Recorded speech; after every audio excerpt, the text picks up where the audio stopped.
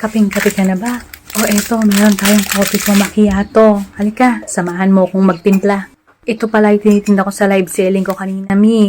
Pwede sa hot at pwede rin ito sa cold. Eto, ititimpla ko ngayon, hot muna. Hot coffee ko macchiato. 3-in-1 ito, Mi. Kaya kailangan nyo nilang ilagay dito mainit na tubig. Ayan siya, di ba? Pagkalagay ko pa lang na mainit na tubig, ang creamy na niyang tingnan. Ayan ang magiging itsura ng ating coffee ko macchiato.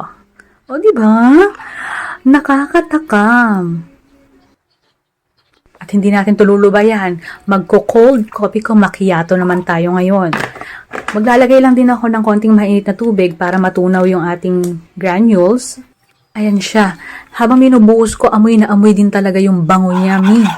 So, halo lang tayo ng halo. Ayan, itodo ang paghalo hanggang sa matunaw natin yung mga granules na yan.